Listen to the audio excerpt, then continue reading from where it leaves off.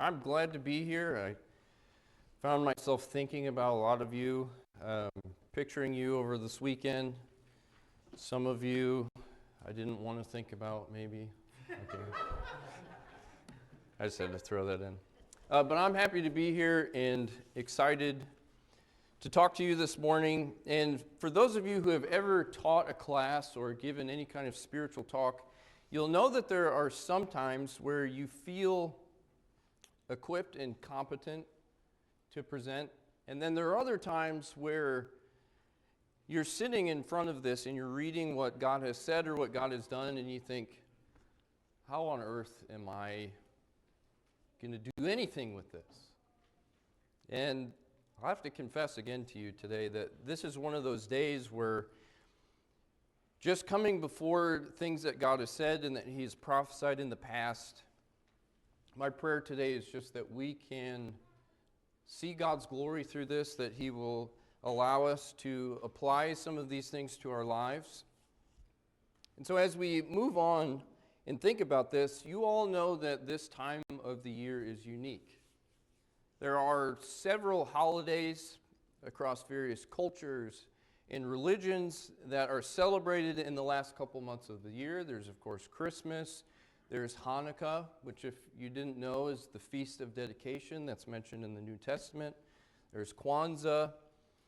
And I think sometimes is it the fact that we have all these holidays just because otherwise winter would be so miserable? And Alicia agrees with me.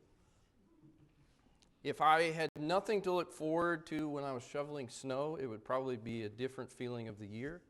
But if you share feelings with me, then you'll realize that this time of the year is unique. And it's because people are thinking about different kinds of things. Whatever their faiths or their backgrounds are, they're thinking about good and usually spiritual things.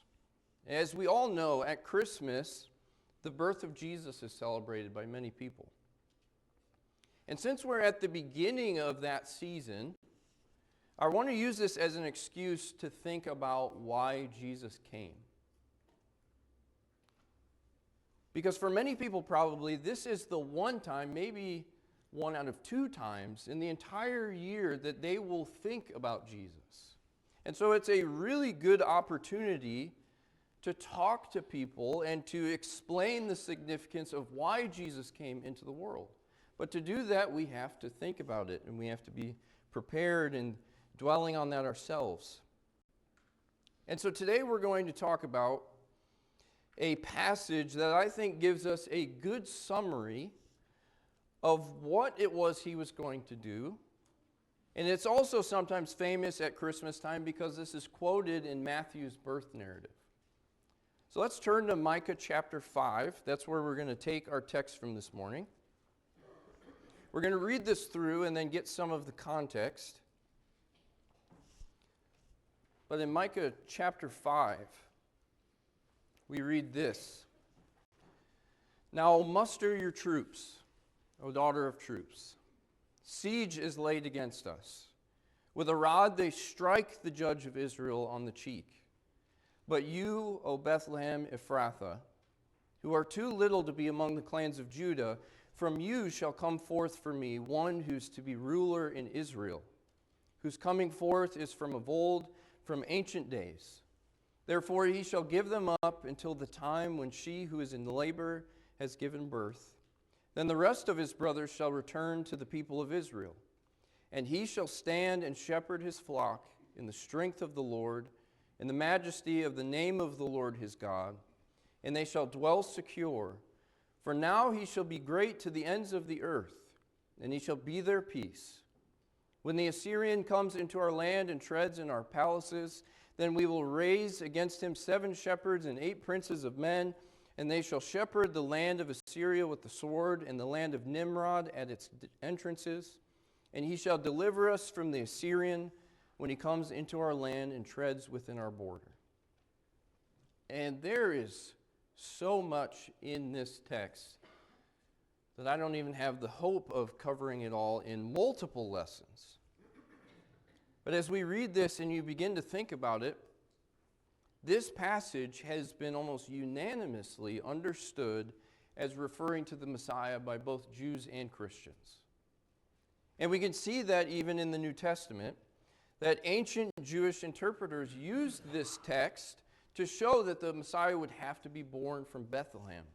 And they said that he was of the lineage of David, Bethlehem being the city of David early on. But for instance, in Matthew chapter 2, and this is the context of Herod gathering the wise men, and he's heard that this king is going to be born, and so he asks them, assembling all the chief priests and scribes of the people, he inquired of them where the Christ was to be born.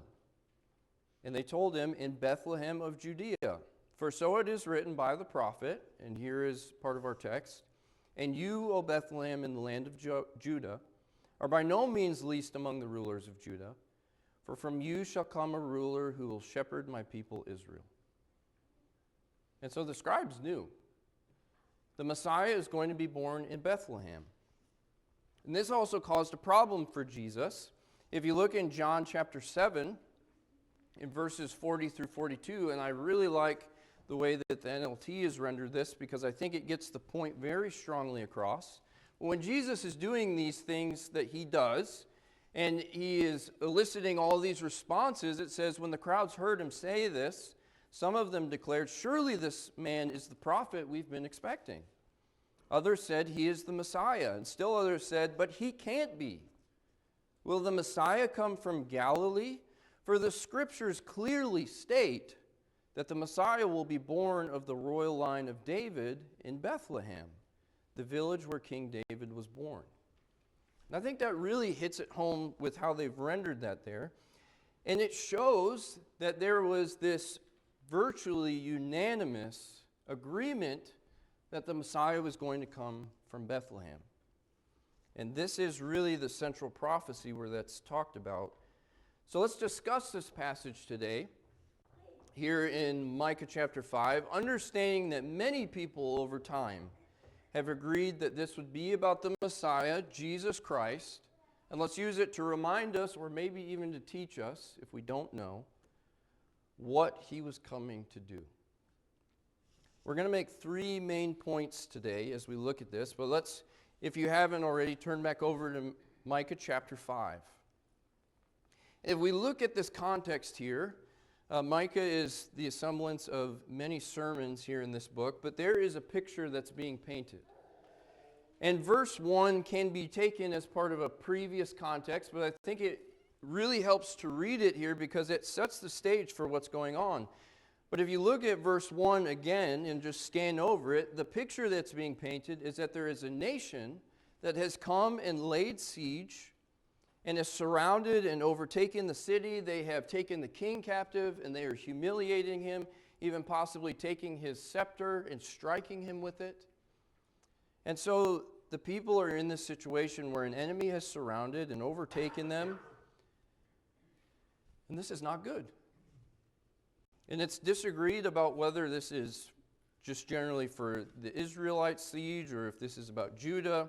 But the point is being that Micah is talking about the people of God being taken captive. And if you just turn back and looking over it, starting in really Micah chapter 4 is when this is going in this direction. And chapter 4 opens in verse 1 with, it shall come to pass in the latter days, or the last days, depending on how yours renders it. And he goes on to discuss what is going to happen in these last or latter days, sometime in the future from when he is prophesying. And if you were to scan chapter 4, you'd see that the Lord's house will be raised with all of the people and the nations coming in. The word of God would go out from Jerusalem. He would teach people and bring them into peace. He will bring together the remnant. He will restore Jerusalem. And so there are all these things that are going to happen. But first, there is going to be suffering for Israel, God's people. In verse 9 of chapter 4, he says, now why do you cry aloud? Is there no king in you? Has your counselor perished? That pain seized you like a woman in labor? Writhe and groan, O daughter of Zion, like a woman in labor. For now you shall go out from the city and dwell in the open country. You shall go to Babylon. and there you shall be rescued. There the Lord will redeem you from the hand of your enemies. And so there's this necessary time where the people of God are going to go away and they're going to suffer. They will go into captivity, and somehow through that, God will use them, if you look at the end of chapter 4, to crush the other nations and to be victorious. And I do not think we should take that literally. When have we ever seen really the Jewish nation rise up and crush others? What we are looking at is something more, a bigger expectation than that. And this is what opens with chapter 5, where you are now under siege, you are captive, there's an enemy surrounding you. They have humiliated your king. And that brings us into verse 2. The prophet is describing when an army would conquer him. And we see that, but you, O Bethlehem, and I believe all of our versions, maybe except for a couple, are going to have that word but. There is a contrast being driven here. Your king is captured, your people are sieged, but you, Bethlehem, are going to be different. And in looking at what is going on here in verse 1, you may have noticed as I was reading it that some of your versions are going to say that they're supposed to call for soldiers, or maybe that they are supposed to slash themselves in possibly a sarcastic way of showing mourning for their culture, or that they're walled in with people around them. And all of these options are just depending on how the words are rendered into our language here. But either way, the point is that we see that God's people are in a bad spot. And again, not just literally. It seems that all hope is lost. Our king is gone, our nation is sieged. You can think of when Jerusalem is overtaken and the Jewish people think that the world is over. Then God singles out Bethlehem Ephrathah, a relatively unimportant place, except for the lone fact that David was from there.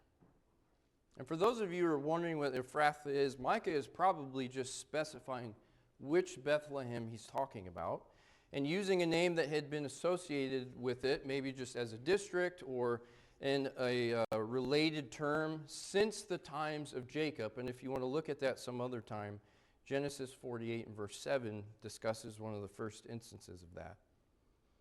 But he's singling out this one tiny place about 5 miles south of Jerusalem that nobody would have thought that anything good would have come out of there, nothing important. But this was the solution to the problem. God was going to raise up a ruler, a king from Bethlehem. And so as we understand this context and we think about it, now we move on. So what was this king, Jesus the Messiah, supposed to do when he came? And this is where we're going to get our 3 points this morning. So remember the picture and where God's people find themselves and what's going to happen. He tells them explicitly, you are going to Babylon. You are going to be in the country. You're not going to be in your homes, is the point. God's people are under siege. And even after Babylon was gone and they were back in their homes, they were still under siege. They were still captives. And some people still are in captivity. If we look at this, one thing the king was supposed to do is that he was coming to end that captivity. He would deliver them from the enemies. And this is a promise that Micah has already talked about. If you look at chapter 4 and verse 6, in that day, and remember the context of in the latter days or the last days, declares the Lord, I will assemble the lame and gather those who have been driven away and those whom I have afflicted. And the lame I will make the remnant, and those who are cast off a strong nation.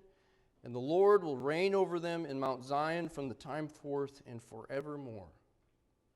I'm going to take these people, and I'm going to rescue them, and I'm going to put them together, and I will deliver them from all of their enemies. Jesus was coming to end our captivity. And if you look at this text, and especially if you look at our last couple of verses, in verses 5 and 6, and you wonder, how on earth does that have anything to do with Jesus? Because Jesus never came and defeated the Assyrians. He never came and wielded a sword in an army like that. I want to suggest to you that there is, again, more than just a literal nation going on here. This is more than just literal Assyria.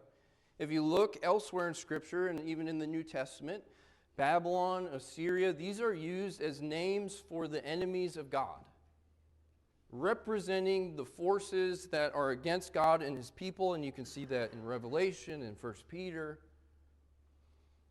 And so Babylon and Assyria go on to represent the enemies of God, and so I think the prophet is trying to get us to see more than just a physical captivity.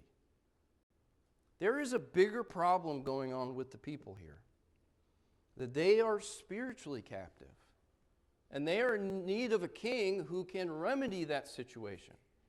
Because he brings them home out of Persia, and they go right back into doing what it was that they did before.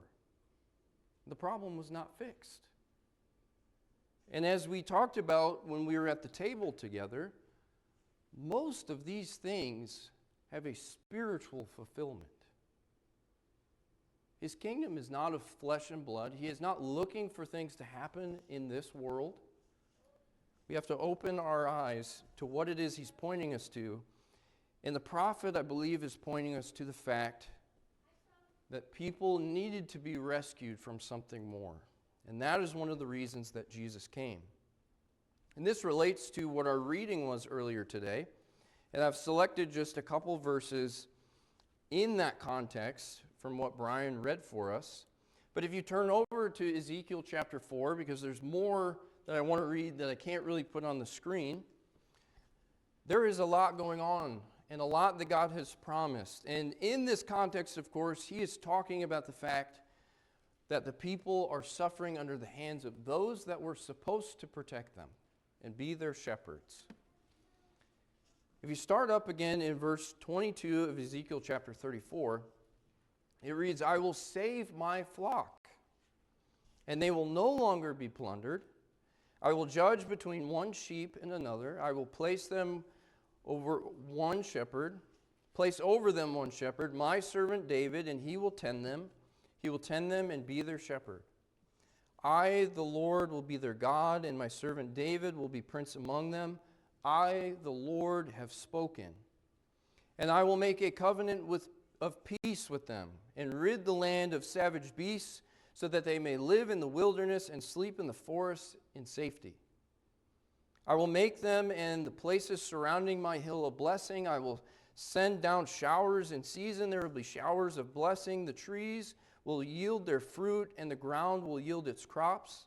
The people will be secure in their land. They will know that I am the Lord when I break the bars of their yoke and rescue them from the hands of those who enslave them. They will no longer be plundered by the nations, nor will wild animals devour them. They will live in safety, and no one will make them afraid." And if we look at a prophecy like this, and we expect all of it to happen here and now in time and space, we're going to be disappointed. And I think for those Jews that looked at those things, even some of the apostles, and thought that it was going to happen in their day and age where God would raise up this physical king for physical blessings, they were probably disappointed, or at least later confused. Because God wants us to see more.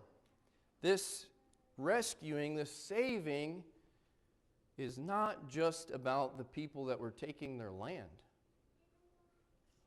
They were being rescued from something that they didn't even realize they were captive to. So we see that, of course, as we said, Jesus was coming to end that, to rescue us from our imprisonment.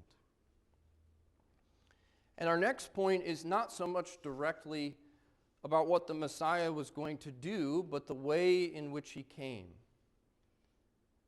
And again, turn back to Micah chapter 5 if you're not there. And just dwell on verse 2 for a minute. You, Bethlehem, Ephrathah, who are too little to be among the clans of Judah. You don't matter, but something special is going to happen.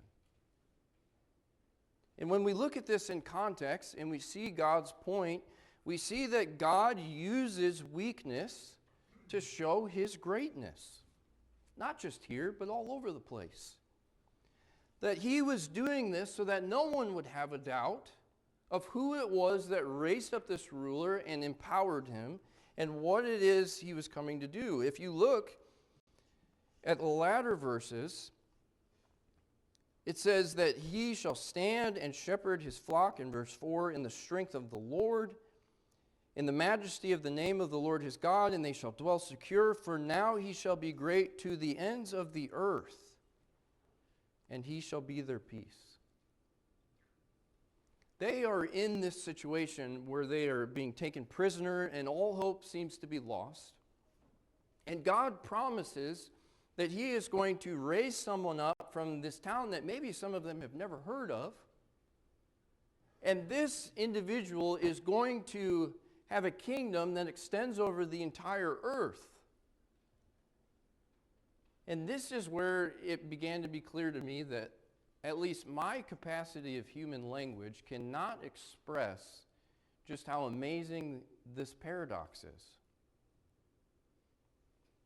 We think about what God did, that against those rulers, here is this ruler who will overtake the whole world. And it made me think of 1 Corinthians chapter 1, where in talking about the gospel, Paul says, and said, God has chosen what is foolish in the world to shame the wise, and God has chosen what is weak in the world to shame the strong. God has chosen what is insignificant and despised in the world, what is viewed as nothing, to bring to nothing what is viewed as something, so that no one may boast in his presence. When he did this, everyone would know that he did it, and no one could take credit for it. When the Messiah arose from Bethlehem and displayed himself and then showed victory over death, the only person who could be responsible for that was God. And even when you think about this season of the year and what many people are thinking of, that God entered human reality. How do we start to explain that? There's no amount of philosophizing or theologizing that can really explain it fully.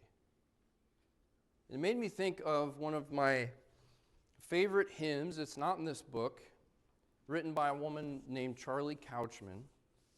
And I believe the title of it is Emmanuel, God with Us.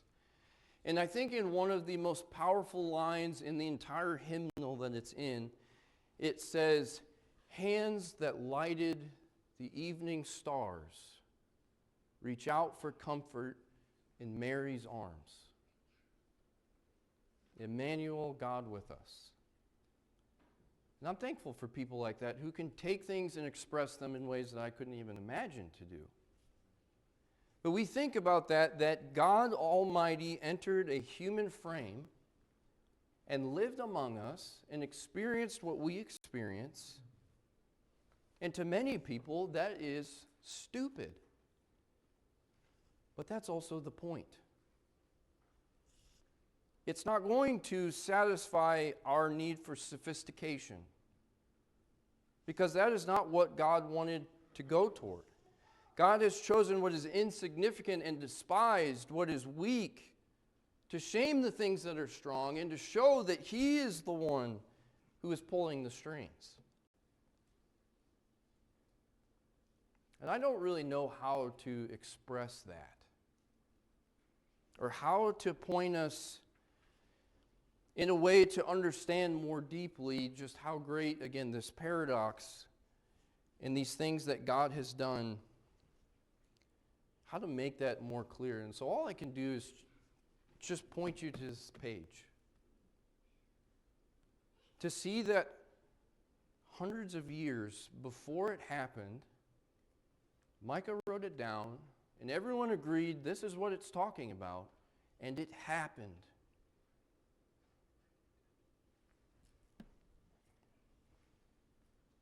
And we see that God uses the things that we would think unimportant or unimpressive just to show how great what he's doing is. I think it's that same exact hymn. It might be a different one.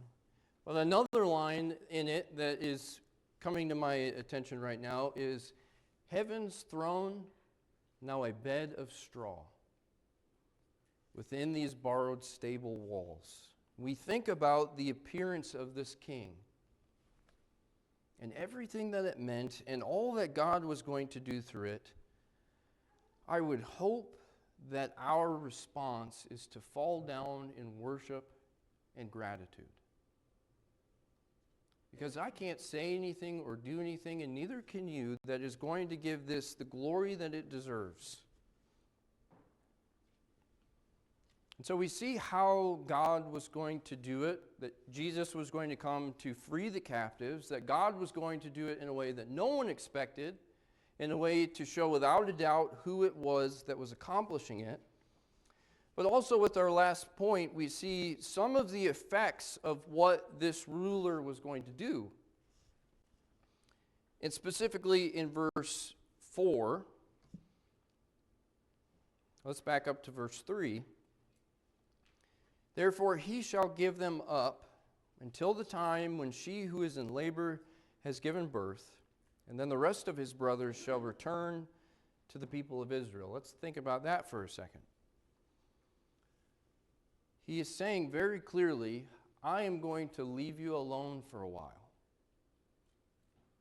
You are going to experience this, and here is my plan, but until that happens, you're going away. And the people were scattered across nations all over the globe, and they were in disunion and all kinds of chaos. But the promise is that this king will bring his brothers back together as the people of Israel, and he shall stand and shepherd his flock in the strength of the Lord, in the majesty of the name of the Lord his God, and that he will reign over the earth, as we said. And here's maybe a famous statement at the very beginning of verse 5. "And he shall be their peace." So one thing that we see very clearly is that Jesus came to bring true peace. That one of the results of what this king was going to do is that he was going to bring peace. And as I'm sure most of you know, that's not what most of us It's not what most of us are thinking about when we hear the word peace. It's not just that I'm going to be able to go about my life and do what I want, and no one's going to bother me, and I'm not going to have an argument with anyone, or that nobody's going to take over our country at some point in the future. It doesn't promise any of those things. If we again look at this in Micah chapter 4, and we think about this idea that he was uniting the people and bringing peace. In Micah chapter 4, we have a famous statement in verse 3.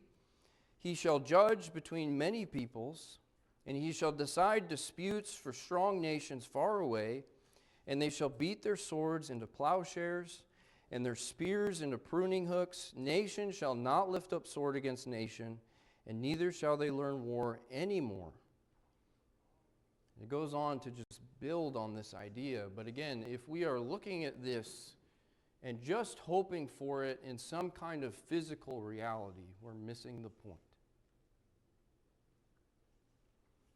that God was going to unite people through this. And it made me think of, for instance, Ephesians chapter 2, where, of course, there is a little bit different of a context here.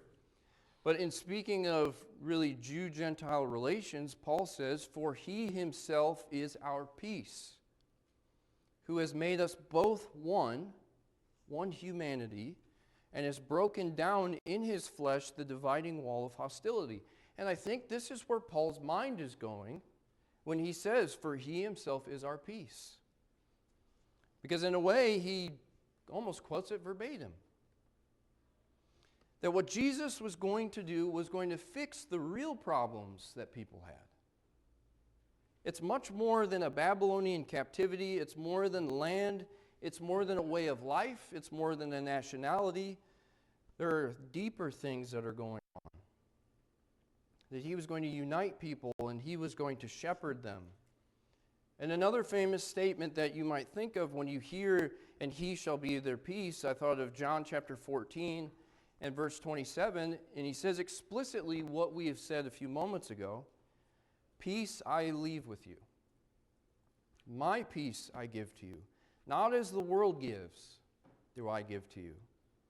So let not your hearts be troubled, neither let them be afraid."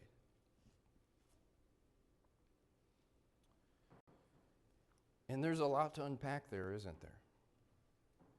Jesus was bringing peace for one that people were not going to understand. And I mean, how many of us truly understand it now? I don't think that we will fully understand what Jesus has done in this way until we experience it in its spiritual reality.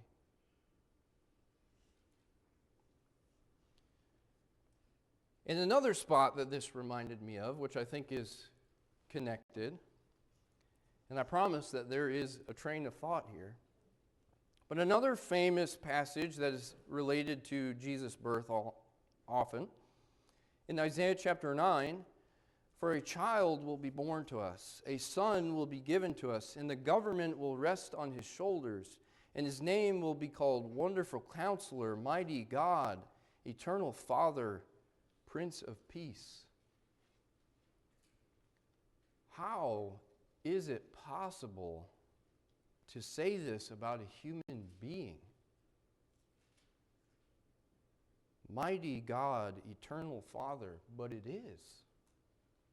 And that's what we have in front of us as Jesus entered the world and we see what he was going to be doing. We have God's glory in front of us, somehow contained in a human form. Prince of Peace. So we see that Jesus came to bring true peace. So as you think about all of this, I really just want to lay this prophecy in front of you, for us to think about it and to meditate on it, so that we understand and we have in our minds a summary, at least, of why it was that Jesus was coming. And that God prepared people and told them that this is what he's going to accomplish. These are going to be the results of it. And we see that as Micah wrote it out. And I always wonder what the prophets were thinking and feeling as they penned these things down. You know, Peter tells us some of that they're wondering and they're being told this is not for you, this is for later people, but just wondering, who is this going to be? When are we going to see him? Who's going to be lucky enough? And we are. Jesus has come into the world. The King has come. He's been revealed. It is Jesus who was born in Bethlehem. And the only reason that any of you know that Bethlehem exists is because God's plan in bringing him forth happened. So the question is, for those of us who have not thought of this king, where do you stand with him?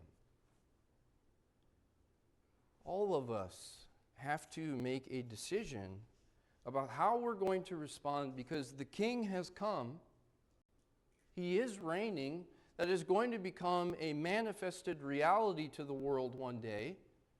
And we have to make the decision of which side of that we're going to be on. Am I going to be loyal to this king or not? If we think about what we have studied in this prophecy, we see that he can rescue you from those things in your life that are imprisoning you. It doesn't matter if it's in the past, if it's in the present. He came to rescue you from that captivity. You are, if you are not in Christ, you are a slave. Whether we realize it or not, we have all at one point been slaves. And he can restore you and rescue you and bring you peace with God and in yourself. And again, he is king, and we have to decide how we are going to respond. And hopefully we can keep this message in our minds and use it and share it with others, as this is a good excuse and an opportunity at this point in the year to do that. If there is some way that we can help you this morning, and as I like to say, it's not just now. You can talk after the service. You can send someone a text. Today, tomorrow, Saturday, we are here for you. And we want you to come and to realize who this ruler is and just what he can do for you, so that he will be brought all of the glory that he deserves. If there's something that we can do, just please let us know, either after the service or during this song as we stand and sing.